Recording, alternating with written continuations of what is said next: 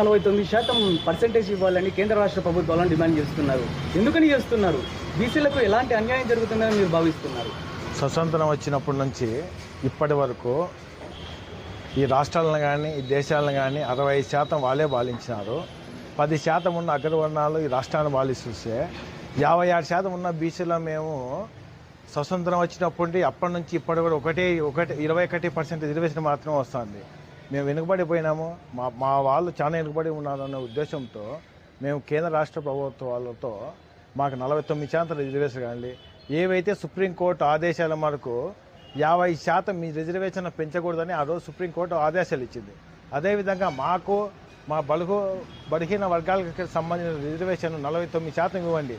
ఈ రాష్ట్రంలో 70% ఉన్నాం, మేమెక్కడ 5% ఉన్న అగ్రవర్ణాలు మమ్మల్ని పాలిస్తుంటే మాకెంత బాధ అవుతుంది? స్వతంత్రం వచ్చినప్పుడు ఇప్పటి వరకు 12 మంది ముఖ్యమంత్రులు ఈ రాష్ట్రాన్ని పాలిస్తే 12 మందిలో కనీసం ఎస్సీలు కానీ ఎస్టీలు కానీ మైనారిటీలు కానీ బీసీలు కానీ కనీసం ఒక్కరినైనా మీరు ఈరోజు మా వారి పేర్లు చెప్పగలరా అని మీకు కోరుతున్నాం.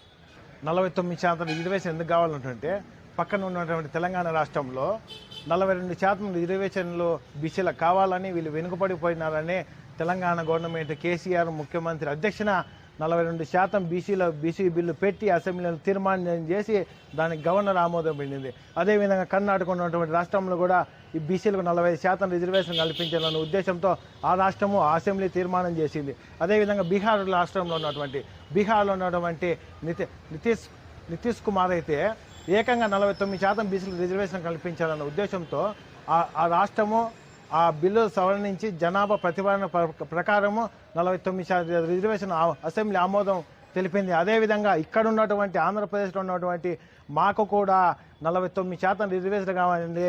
విద్య, ఉపాధి, స్థానిక సంస్థలు, ఎమ్మెల్యేలు, ఎమ్మెల్సీలు కోటల్లో కూడా మాకు 40% రిజర్వేషన్ కల్పించాలని మీ ప్రభుత్వాన్ని కోరుకుంటున్నాం.